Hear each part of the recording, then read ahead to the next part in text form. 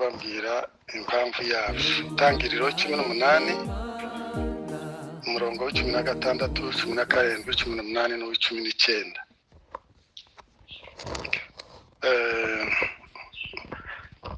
Ikindi nuko nshuje abantu bose hari abo duherukanye kera cyane, rero mwese Imana ibaha umugisha. Amazina ndumva bababwiye, nitwa Bizimana Muhebera. Umugabo ndubatse, Imana yaduhaye abana 6 bava mu nda yacu, ariko dufite n'abandi turera. Amen. Dufite abuzukuru 9. Tumaze imyaka irenga 44 twubatse. Rero ibintu tuza kuvuga no kugira ngo mubyumve aho ndabiba byavuye. Itangiriro 18 16 kugeza ku 19. Abo bagabo barahaguruka baragenda berekeza amaso i Sodomu. Aburahamu arabaherekeza. Uwiteka aribaza ati, Aburahamu namuhisha icyo ngiye gukora? 18 kuko Aburahamu atazabura guhinduka ubwoko bukomeye bw'ubunyamaboko, kandi amahanga yose yo mu isi azaherwa umugisha muri we. Amen. 18 n'19 Tangiriro. Kuko icyatumye mumenya, kuko icyatumye mumenya ari ukugira ngo ategeke abana be n'abo mu rugo rwe bazakurikiraho gukomeza mu nzira y'Uwiteka, bagakora ibyo gukiranuka, baca imanza zitabera, kugira ngo Uwiteka azanire Aburahamu ibyo yamuvuzeho. Amen. Ndifuza kandi Imana bimfashemo byenda kuvuga ibintu bike ariko tubyumvikaneho. Ku murongo w'18, Itangiriro 18 18 18 n'19. Ku 18 n'19 ijambo ry'Imana riravuga hejuru y'ubwoko bukomeye bw'ubunyamaboko, kandi amahanga yose yo mu isi azaherwaho umugisha muri we. Murumva urwo ni urwego rwo hejuru, ubwoko bw'ubunyamaboko, ubwoko bukomeye, ubwoko butanga umugisha. Ariko ntabwo ariho Imana yashize uburemere. Uburemere buri ku murongo w'19 havuga ngo icyatumye mumenya. Icyatumye mumenya ari ukugira ngo ategeke abana be n'abo mu rugo rwe bazakurikiraho gukomeza mu nzira y'Uwiteka, bagakora ibyo gukiranuka, baca imanza zitabera, kugira ngo Uwiteka azanire Aburahamu ibyo yamuvuzeho. Icyo nifuza, icyo mbasaba namwe kugira ngo byenda dufatikanye muri uwo murongo w'Imana, ni ubu buremere Imana yahaye umuryango, famiye, urugo, inzu, papa, mama n'abo mu rugo. Murabizi mu rugo haba ababyeyi, mu gihe bombi bakihari cyangwa se hasigaye umwe, hakabaho n'abana, hakabaho n'abandi byenda s'abakozi cyangwa se abandi bo muri famiye bashobora kuba mu rugo. Yego. icyo kintu ni ikintu imana yahaye uburemere cyane mu mpamvu yo guhamagara Aburahamu.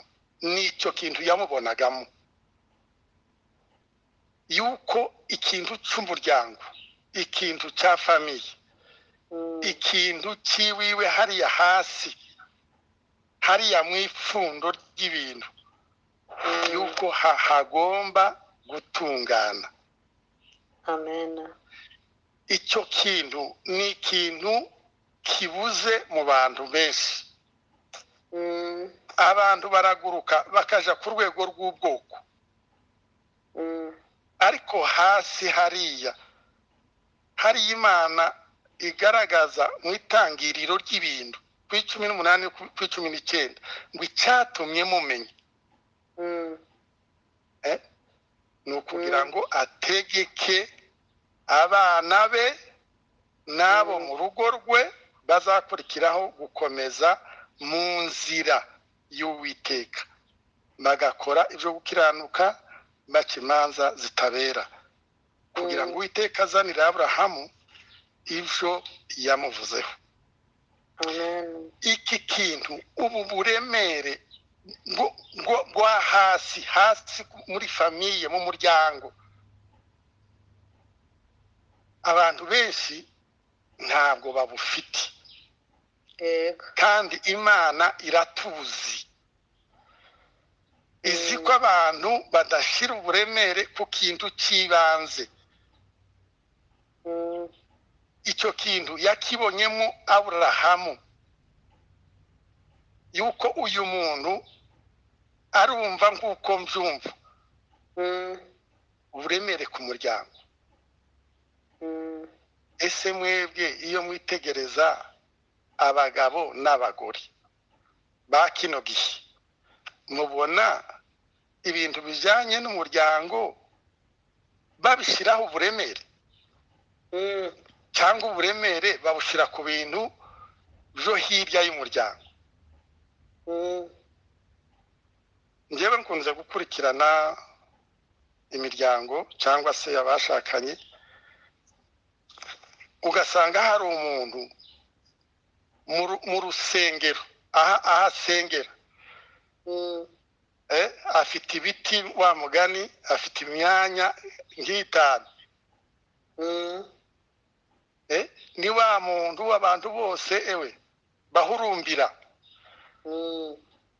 Ariko wagaruka muri famiye, mu muryango, ugasanga ni ibindi bindi. Uwo muntu rero umeze gutyo ntabwo arashyira uburemere kuri iki kintu Imana ishaka ko ashyiraho uburemere. Famiye hariya hasi hahagaze gute? Hari nk'abantu ubwira ati se umugore wawe cyangwa se umugabo murasengana, muzamusengana mu rugo, murasengana? Igisubizo kavuga ngo rimwe na rimwe. Ngenda nk'abantu yashubije ngo ntabwo dusengana, kandi wabakurikirana koko ugasanga hari ikibazo, abantu ntibasengana. Kubera iki? Ntibumvikana, ntibavugana. Hari n'uwegeze kubwira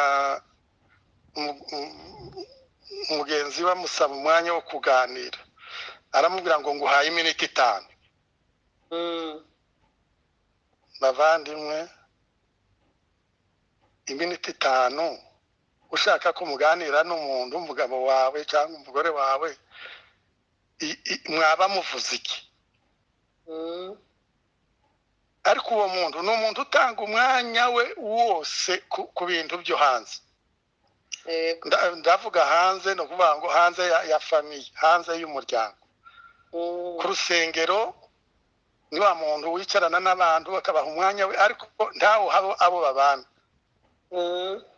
ntawe uha abana, ntabaha umugore, ntatange ku mugabo. Rero ibyo ni ibintu nifuza ko uyu munsi twongera kugira uramusho w'ibintu byo muri famiye, mu muryango. hari ikintu cyantangaje nsoma Bibiliya muri Luka igice cya mbere umurongo w'17. Luka igice cya mbere umurongo w'17. Kimwe mu bintu byazanye Yohana umubatiza, Bibiliya yavuga ngo yaje gusanganya imitima yabase ku bana, kugarura imitima. Mu Faransa baravuga ngo ramener le cœur, kugarura imitima y'abagabo. Abagabo bari hano ku rubuga, mubona imitima yacu iba ku bana cyangwa yibera mu gushaka imibereho? Byenda ni ibibazo nta bisubizo. Byenda iyo tuzavugira umwanya twari gutanga n'umwanya kugira ngo abantu nabo babitange uko babibona, nimba babyemeranya nanje ko ari ariko ni ijambo ry'Imana. Imana yabonye abagabo ituma Yohana umubatiza ati ugende umbwirira abagabo tafazari bagarura imitima yabo ku bana. Abagabo ntabwo bakicita ku bana, kandi se bwa none kuva mu gihe kera igihe cya Yohana umubatiza, kubera iki? Ese mwumva iki kintu Imana yabwiye Aburahamu atari cyo? Icyatumye mumenya ari ukugira ngo ategeke abana be n'abo mu rugo rwe bazakurikiraho gukomeza mu nzira y'Uwiteka, bagakora ibyo gukiranuka, baca imanza zitabera. Mu Migani 22 cyangwa se 22 umurongo wa 6 verse ya 6 haravuga ngo menyereza umwana inzira akwiriye kunyuramo, azarinda asaza atarayivamo. Ese ababyeyi tumenyereza abana? Wamenyereje umwana akiri muto cyangwa nta mwanya wabonye wo kumenyereza umwana? Iki ni ikintu nifuza ko cyangwa se twibukiranya yuko Imana ishaka ko twongera guha uburemere umuryango, twongere gutekereza hejuru y'imiryango yacu. Ni byiza gukora mu rusengero, ni byiza kujya mu bindi nyine Imana idusaba, ariko bazi ishingiro y'ibintu byose bizima bigomba gutangirira mu muryango. Ikintu cy'uburere, ikintu cy'uburezi, ikintu cyo guforma caractère cyangwa se umutima w'umwana, ni ibintu bigomba gutangirira mu muryango. Kandi icyo kintu ni ikintu kibuze Imana ishaka ko twongera kubyutsa. Ibintu bamugani umwana apfa ryari ngo mwitero rarya. Ibintu bigomba gutangirira hariya hasi. Abana tukabapompamo ibintu by'Imana, tukabashiramo ibintu by'Imana kugira ngo bazakure babifite. Abagize amahirwe n'abashoboye gufashwa bakiri bato bagakura bazi ibintu by'Imana. Hari umuntu twaherutse guhura, umupapa duhuriye ahantu, arambwira ngo iwe ngo ntabwo yakwigisha abana, ngo umwana wenyine ngo nakura ngo azahitemo ibyo ashaka. Okay, ariko ntabwo ari ijambo ry'Imana rivuga.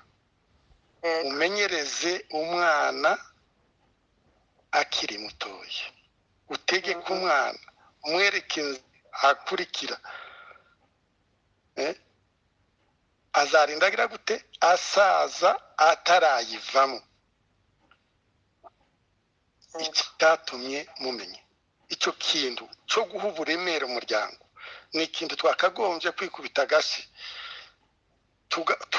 tukamenya izo nshingano, tukamenya icyo kintu Imana igira gute idushakaho, yuko mu muryango hari ikintu kigomba gukorwa. Hano ko turavuga Aburahamu, ariko ntabwo ari umugabo gusa, n'abagore bafite izo nshingano zo gufasha abana. Iyo umuntu asoma ijambo ry'Imana niho ubona icyo Imana igushakaho, nicyo ubona icyo Imana igushakaho. Murabizi mu bantu Bibiliya ivugaho harimo uwitwa Timoteyo. Yego. Ndatekereza ko simbizi niyenda bari hano hariho ba Timoteyo. Hari uwitwa Timoteyo cyangwa se uzi uwitwa Timoteyo. Muri Timoteyo wa kabiri igice cya 3 umurongo w'14 kugeza ku 17 haravuga ngo ariko woweho ugume mu byo wize, mu byo wagize gute wize, ukabyizezwa kuko uzi uwakwigishije.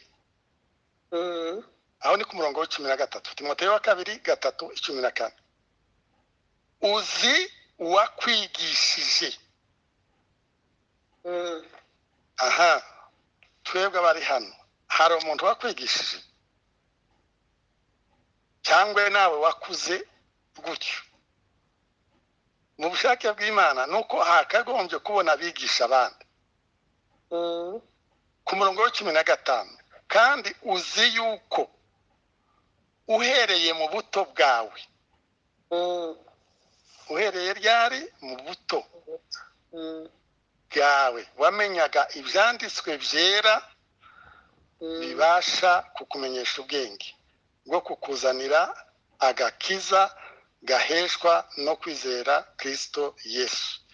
Murongo wa 16, ibyanditswe byera byose byahumetswe n'Imana kandi bigira umumaro wo kwigisha umuntu no kumwemeza ibyaha bye no kumutunganya no kumuhanira gukiranuka, kugira ngo umuntu w'Imana abashitse afite ibimukwiriye byose ngo akore imirimo myiza. Amen. Uyu Timoteyo yari yarigishijwe kandi yigishwa bihereye hehe? Mu bwana, mu buto bwe arigishwa. Kandi murabizi ise yari umugiriki, ntabwo yari umuyuda. Ariko icyiza nuko nyirakuru na nyina bakoze akazi gakwiriye. Mukecuru Loisi na Unike, abasomyi ba Bibiliya murabizi bakoze akazi kabisa. Bibiliya avuga ngo kwizera kwari muri nyoko, kwizera kwari muri nyogokuru. Nawe nzi neza ko kukurimo, kandi kwizera kutaryarya. Bariya ababyeyi Unike na Loisi bakoze ibingibi Imana yasabye Aburahamu. Bafashe uriya mwana wabo ku buryo yaje kuba umugisha. Pawulo ngo yaramwibukaga umutima ukanezerwa. N'umwana wari wararezwe neza uko Imana ibishaka.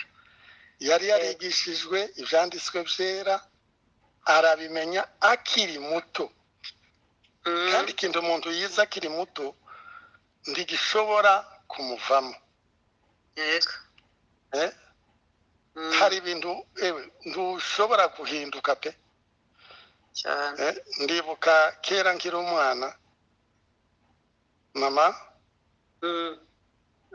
yarambwiye ati mwana wanje ibyo ngibyo urimo ntabwo arimo. Nanagiye kugura indimu zo gucuruza nkiri umwana muri Sange tutuye kuri Runingo. arambwira ati rero ntukongere, wewe uri umuntu udasanzwe, twebwe hano iwacu nta kibazo dufite, rero nta mpamvu yego nta mpamvu. Ambwira yuko ndi umuntu udasanzwe. N'ubu ngubu iryo jambo ryaramperekeje, n'ubu ndashaje, amen ariko iryo jambo yambwiye ryaramfashije. Uwantuka wese mbikuba ni zero, kubera yuko mama yambwiye yuko ndi umuntu udasanzwe. Rero ababyeyi, ibintu bibera hariya hasi mu muryango ni ibintu Imana ishaka kutwibutsa, ishaka ko twongera kubitekereza. Harakorwa iki? Ugumye mu byo wize ukabyizezwa kuko uzi uwakwigishije. Ese twigisha abana bacu? Turigishanya? Tubigisha iki? Muri Timoteyo wa mbere 4:13 haravuga ngo kugeza aho nzazira ujugira umwete wo gusoma, guhugura no kwigisha. Ikibanza niki? Ni gusoma, guhugura no kwigisha. Wakwigisha iki ntacyo ufite? Umuntu azatanga icyo afite, hari uwatanga icyo adafite. Rero twakagombye kubanza kugira umwete wo gusoma. Ni nako Pawulo yandikiye Abakolosayi 3:15 ngo ijambo cyangwa 16 ngo ijambo rya Kristo ribe muri mwe ribiri ari ryinshi. Abantu benshi kabisa ijambo ry'Imana ni riki, kandi niyo mpamvu babura niki nicyo bigisha. Timoteyo yamenye ijambo ry'Imana akiri muto, bituma agira kwizera kwa nyirakuru kwa nyina. Mu Baroma 10:17 haravuga ngo kwizera kuva mu kumva kukazanwa n'ijambo rya Kristo. Abantu ijambo ni riki? Kandi kubera icyo kibazo ntibashobora no kugira no kwizera nyine. Barizera gute? Kuko kwizera kuva mu kumva kukazanwa n'ijambo. Nta jambo, nta mwanya basoma, batunzwe n'iki? N'ijambo ry'Imana yo ku cyumweru. Abo bantu mwumva atari ikibazo? Ijambo ry'Imana wiga ku cyumweru gusa ryagutunga rikagufasha nawe no gutungisha abantu bawe.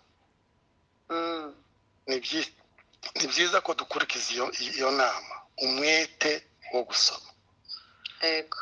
Umuntu asomye, ugasoma umwaka ukaza ugasoma, undi ukaza ugasoma, hari icyo wunguka. Hari ibintu byiyandika muri wewe, hari ibintu bigukomeza nawe none ukabona n'ibyo ukomeresha abandi. Uyu Aburahamu icyatumye Imana imumenya nuko yamubonagamo icyo kintu cyo kugira gute cyo guhugura abana be, nabo bagakomereza mu nzira y'Imana, bagakora ibintu byo gukiranuka. Uyu mugabo yarantangaje pe. Aburahamu yari umuntu udasanzwe, kandi Imana izi guhitamo kabisa. Murabizi hariya wa munsi Imana imubwira ngo naje gutamba Isaka. Uriya mwana yaravuze ni mu itangiriro kuri 22. Barajanye na wa mwana ku murongo wa 5 aravuga Aburahamu abwira abo bagaragu be ati musigarane hano indogobe, je n'uyu muhungu tuze hirya hariya dusenge tubagarukeho. urumva umuntu w'umubyeyi ujyana n'umwana bagasengana barasengana tugende dusenge njyewe n'uyu mwana wewe n'umwana wawe wavuga ko mukorana iki mama papa bariya abantu mubana mu rugo ndizera ko turimo tumvikana icyo turimo tuvuga hano n'iriya bazi hariya ku itangiriro ry'ibintu hariya mu ipfundo mu muryango Aburahamu hano kuri 22 mu itangiriro 5 musigare hano je n'umuhungu tuje hirya hariya dusenge ari muri training ari mu mahugurwa arimo arigisha uyu mwana kandi koko uyu mwana ikigaragaza nuko yari yarize bombi barajana ku murongo wa 7 hariya mu itangiriro kuri 22 uriya mwana yabajije se aramaza se data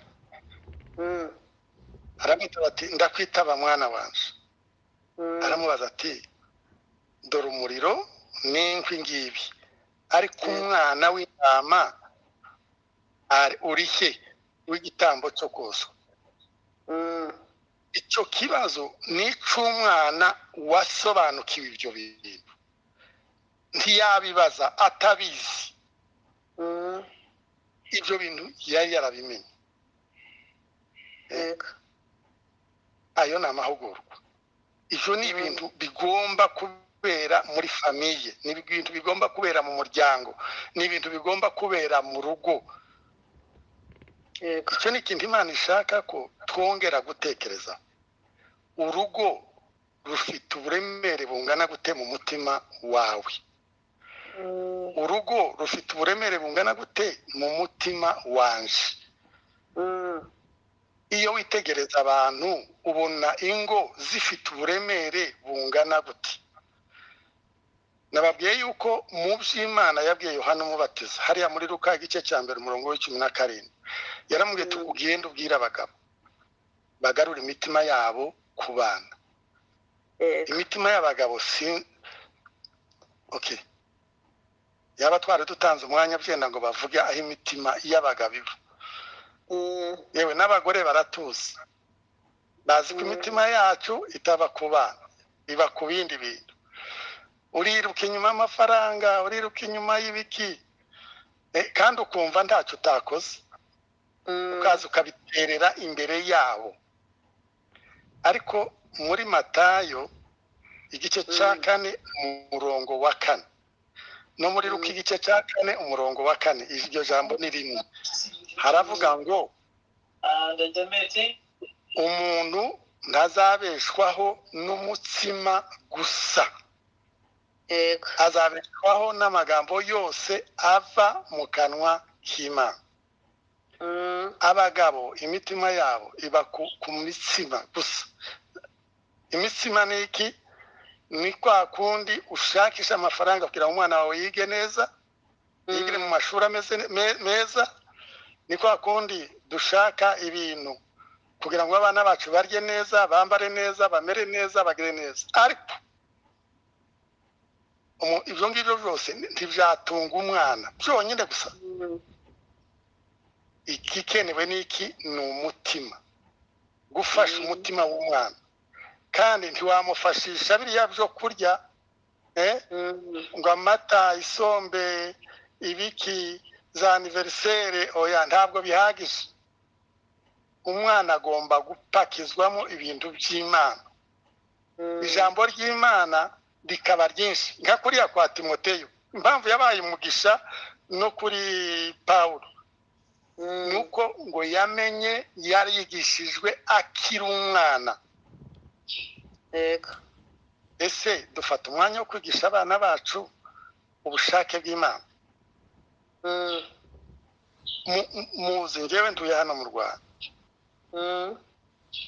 hari abantu bari mu kugenda bagakora ibyaha niko nabyita umuntu akiba bakamufata bakamufunga, ariko umwana wize ngo ari amategeko 10 ngo ntukibe, yego ntashobora kwiba. Niyo yasanga ikintu cy'abandi ntashobora kugifata, kubera yuko kuva mu bwana bwe yize yuko kwiba ari icyaha, n'ibindi byaha n'ibindi. Uwo ni umurimo, guhugura ni umurimo w'ababyeyi, ni umurimo w'abagore, ni umurimo w'abagabo. Mu migani 31 hariho inyigisho z'umugore, z'umubyeyi wafashije umwana we. Abasomyi babiri bahise babyibuka. Imigani 31 hariya uriya mugore yakoze ibintu byiza kabisa bijyanye no kwereka umwana we. Imigani 31 murongo wa mbere harava mu magambo y'umwami Lemuweli n'ubuhanuzi nyina yamwigishije. Ntabwo ari papa we, yigishijwe na nyina. Aramubwira ngo mwana wanje ndakubwira iki? Ese nkubwira iki mwana wanje nibyariye? Ko ari wewe nahigiye. Murongo wa 3, ndugaha abagore intege zawe n'ubugingo bwawe, kuko ari cyo kigusha abami. Ntibikwiriye abami Lemuweli we, abami ntibakwiriye kunywa vino cyangwa ibikomangoma kubaririza ibisindisha aho biri. Be kunywa bakibagirwa ibyategetswe, bakagoreka imanza z'abarengana. Ibisindisha ubihe ugiye gupfa, na vino uyihe ufite intimba mu mutima. Murekanywe urwo rushungandushi rumutere kwibagirwa intimba ye. Okay, icyo nshaka kwerekana ahangaha ni iki? Ni nyina wa Lemuweli. yego Icyo yamwigishije mwana wanje. Attention, uramenye ikibazo cy'abagore. Ntugaha abagore intege zawe n'ubugingo bwawe, kuko ari cyo kigusha abantu cyangwa se n'abagabo. Ibintu byo kunywa, ibi bintu byombi murabizi mu bibazo sosiyete ifite. Harimo ikibazo cy'abagore cyangwa abagabo, imyitwarire mibi, ubusambanyi, n'ikibazo cy'ibyo kunywa, ibiyobyabwenge, inzoga. Ibyo ni ibintu umwana ashoboye kubyirinda, waba umuhaye umurongo mwiza kandi akazasaza neza. Nawe nimba byigishije abana be, nawe nuko nta mubabaro umubyeyi ashobora guhura nabo. Ariko ibyo ngibyo hari umurimo usabwa gukorwa, kwereka, kumenyereza, kwigisha, guhugura, bigomba gukorerwa hehe? Mu rugo, mu miryango, apana ku rusengero.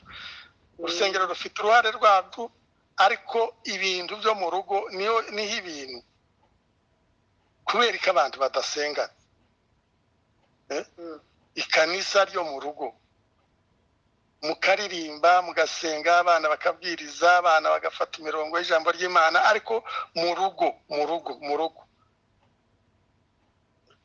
Ikindi Imana yabonye muri Aburahamu ni icyo kintu, yuko azaha uburemere umuryango we. Kandi koko murabona ko yigishije umwana we, ntabwo yamuretse.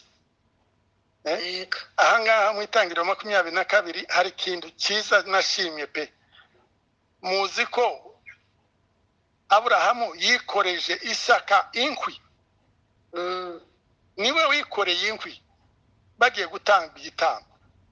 Ariko twebwe usanga noneho turinda abana imirimo. Abakera murabizi, uwo mugani wakagombye kudufasha ngo umwana arindwa inzara, ntarindwa imirimo. ababyeyi kubera iki turinda abana imirimo igisha umwana yige gukora akiri muto, yige koza amasahani, yige kwisasira, yige isuku akiri iwabo hariya muri famiye.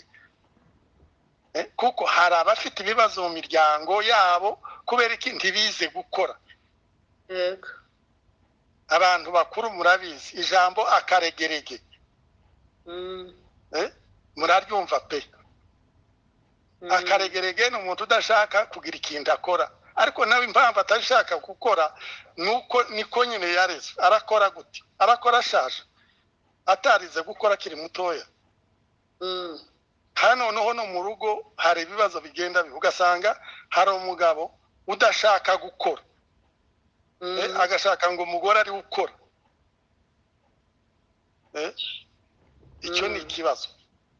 Uyu mwana Isaka ise yamwikoreje inkwi kubera iki turinda abana bacu imirimo. Ntabwo ari byo. Umwana agomba kwiga gukora akiri muto. Imirimo ikorwa aho ngaho batuye ntabwo bakubwira ngo bikoreze inkwi ndangwe, ariko nawe hari ibindi wamwikoreza, hari ibindi nawe agomba gukora ahatuye muri context y'ahandi atuye. Agomba kugira ikintu akora. Hari ahantu nageze ugasanga umwana ntacyo ashaka gukora. Yewe no gufata, hari n'abafite n'ibikoresho, gufata n'amasahani ngo yashyire muri mashine agakanda kuri umwana ntabikoze.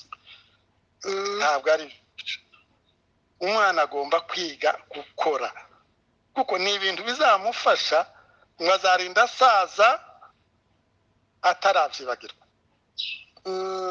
Hari umuntu ugenda nk'ubu ngubu muri context y'abantu babaye umurenge, murabizi yuko abagabo ntibaja mu gikoni ntibagira gute. Bagenda ngatwe twabaye abanyeshuri cyangwa se abanafunze, ugomba gukora. Ni gute wafata urujanga cyangwa se urufi uko rwakabaye ukarushira mu mazi utabanje kuvanamo ibyo mu nda?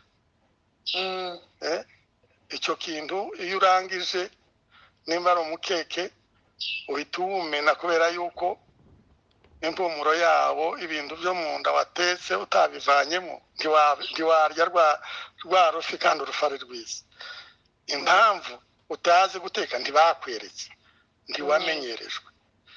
Rero mu by'Imana ishaka mu buzima bw'umuryango nuko twongera kwikubita agashi tukagira gute tugashyira uburemere ku muryango. Famiye hariya niryo pfundo ry'ibintu bizakomera. Aburahamu nawe nubwo Imana yari yamubwiye ngo azaba ubwoko bukomeye, ariko byagombaga gutangirira ku muryango. Icyatumye mumenya nuko mbonamo umuntu uzayobora umuryango we gukurikiza ibintu by'Imana. Ibyo bintu bigomba kubera muri famiye, ibyo bintu bigomba kubera mu muryango. Kwitoza, gutoza abana, gutoza kuganira, ibyo ni ibintu Imana idufasha kugira ngo mwumve iki cyifuzo cy'Imana, yuko ishaka ko abantu bongera guha uburemere famiye, umuryango, mu rugo. Murabizi ba Yoshua bari abantu bakomeye pe, murabizi. Ariko hariya ku gice cya 24 cyangwa 24 umurongo wa 15 aravuga ngo njyewe n'inzu yanje, njyewe n'inzu yanje tuzakorera Uwiteka. Rero icyo kintu njyewe n'inzu yanje twongere tugitekereze, uvuge ngo njyewe n'inzu yanje. Imana urashaka iki? Niki ngomba guhindura? Ese nta kintu wahindura? Hari umudamu baherutse gutanga ubuhamya avuga yuko urugo rwabo rwari rwiye gusambuka. Kubera iki?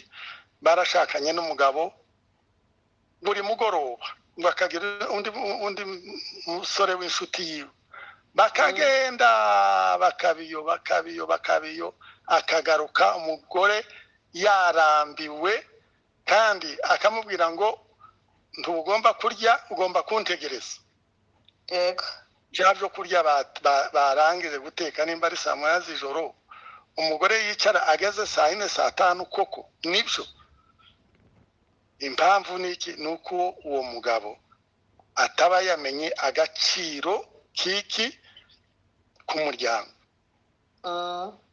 umwanya munini ugomba kuba mu muryango uko bishoboka ntube hanze y'umuryango hari n'abantu bashaka impamvu zo kuba hanze ibyo si byo ntabwo ari ubushake bw'Imana uraza buri gihe unaniwe umuntu yakurinze ngo umusangire kandi ugashaka ngo umusangire bagabo bavandimwe tureke ibyo bintu ntabwo ari byo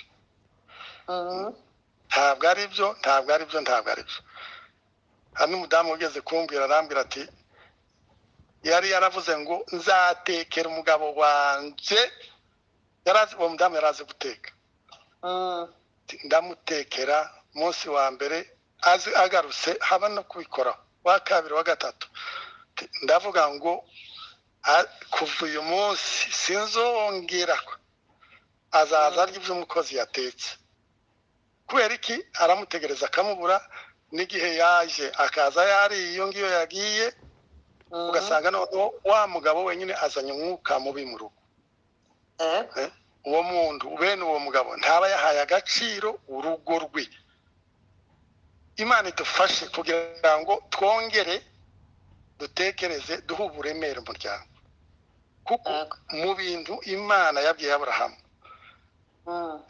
ibyatumye ngo imumenye ibyatumye igirana ubushuti nawe nuko yamubonaga icyo kintu azaha agaciro umuryango n'umuntu washoboraga kumva umugore wiwe nawe bakumvikana mbese ibintu nyine byiza byo mu muryango namwe muraba bituma nawe Sara nawe afatwa nawe n'umugore w'igitangaza kubera iki kubera Aburahamu kubera Aburahamu ndabinginga muri iki gitondo cya none cyangwa se muri iri joro rya none kuri bamwe yuko twongera guha uburemere umuryango ibikorerwamo bigomba guhesha Imana icyubahiro tubone umwanya wo kuganira tubone umwanya wo gusengana mbese itorero turivane mu itorero turigarure mu rugo tugire itorero ryo mu rugo haba ahantu hari ibyishimo haba ahantu hari umunezero abana babuze ababyeyi ba mama ntibaboneka ba papa ntibaboneka none se turashaka ngo abo bana bazabike ku mwana yigishwa Timoteyo ngo uhereye mu buto bwiwe yamenyaga ibyanditswe byera biramutunganya nawe bimucomekamo kwizera agira kwizera kwari muri nyina agira kwizera kwari muri nyirakuru kandi ngo kwizera kutagira gute kutaryarya hari ibintu byinshi Imana ishaka kubona mu bantu bihereye muri famiye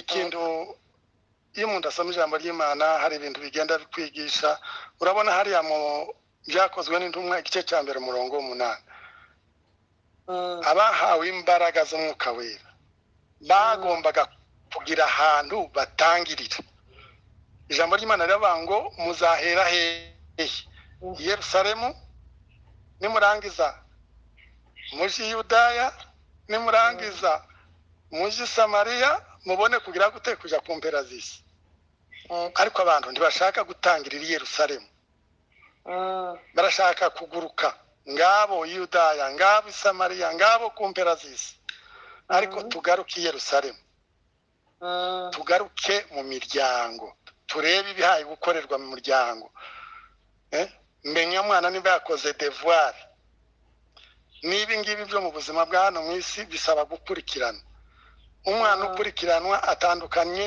n'umwana ugira gute wa mugani aya mazina y'iwacu ntabwo umwana agomba kwirwanaho umwana arafashwa kandi afashwa akiri muto kuko nibwo nawe uzishima ubona umwana wawe arimo agendera mu murongo mwiza. Ndizera yuko turimo tumvikana. Icyo navuze ni iki? Nuko twongera kugira umutwaro nk'uw'Imana w'isoko. Isoko ni umuryango, isoko ni urugo, isoko ni famiye. Ibihakorerwa bimere nk'uko Imana ishaka. Ibintu bigaruke ku isoko. Tureke kuba ab'Iyudaya gusa, ab'i Samariya gusa, abo ku mpera z'isi gusa, tugaruke n'i Yerusalemu. Tugaruke iwacu mu rugo. Tuhakorera ibintu Imana ishaka. Mu rugo niho umuntu agomba kwigishiriza umwana wiwe, ukamwigisha mwana wanje. Tuvuge byenda ndimbufashe nka ririya jambo ryo muri Zaburi 126, 126, umurongo wa 5 n'uwa 6. Nimba ushaka ko umwana wawe umurema mu mutima wo guhangana n'ibibazo. Murasoma rya jambo uvango umuntu abibarira ariko igihe cyo gusarura akagira gute akishima. Mwana waje urabona ko kurira atari ikibazo. Abana b'ubu ngubu tubarinda kurira. Kandi ntabwo ari byo. Reka umwana yige kurira kuko ubiburira nta muntu ubibaseka ugatubuka amabavu. Umwana akiga gukora kuko ni ibintu bimufasha no muri ubu buzima bwa hano mu isi. Ukaba ugize umukobwa w'imbaraga, umukobwa utarizwa n'ubusa, umuhungu utarizwa n'ubusa, kubera iki wamupakiyemo ibintu by'iki by'Imana. Tuzakomeza ejo, reka tugarukira aho ngaho. Tubibutsa ngo twongere turebe iki kintu cy'isoko. Iyi ntwayo ahangaha ibintu bitangirira hahagaze guti.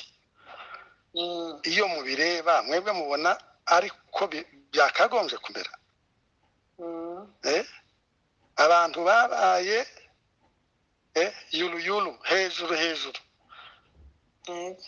Bakabona umwanya wo hanze y'urugo ariko bakabona umwanya wo mu rugo. Ibyo ngibyo bintu byakagombye guhinduka. Abantu bagakora ibintu by'Imana mu rusengero ariko mu rugo wareba ugasanga ni zero. Ese babana bazakurana uwuhe mutima? Ese wavuga yuko urimo bayobora mu nzira y'Imana? Ibyo uwo ni umurimo w'ababyeyi. Utegeka abana n'abo mu rugo rwe bazakurikiraho. Dusoza, Aburahamu yatanze urugero rwiza pe. Muribuka wa munsi Eliyezeri aja gushakira Isaka. Nawe yarasenze araba Imana kuko yarazi ko shebuja azasenga. Nawe arasenga ati umukobwa duhura umeze gutya nawe ukora ibi n'ibi. Bibiliya iravuga ngo Imana irabimukorera. Ibyo byo gusenga yabikuye kwa shebuja Aburahamu. Nuvuga ngo Aburahamu yari yarakoze umurimo, ntabwo ari ku bana be gusa ariko n'abatuye mu rugo rwiwe nabo bari barajungukiyemo, bituma nabo babona Imana. Rero mu bintu Imana idushakaho n'ibyo bintu by'uko duha agaciro umuryango, duha agaciro urugo, tumenye ibintu Imana ishaka. Imana iduha umugisha kugira ngo iki kintu kandi cyongere umwuka wera dufashe kugira ngo twumve ubu buremere Imana ishaka kubona mu mafamiye. Ibintu by'Imana biri hanze pe. Abantu bari Yudaya, bari Samariya, bari ku mpera z'isi, ariko i Yerusalemu, tugaruke i Yerusalemu mu miryango yacu. Imana idufashe kugira ngo twumve ubu buremere. Ejo tuzakomeza n'iri jambo n'ibi bintu bijyanye no guha uburemere imiryango yacu. Tuzareba ibyo dushobora gukora hamwe, kandi Imana iduhane umugisha twese kugira ngo umwuka wera akomeze atuganirize. Rafiki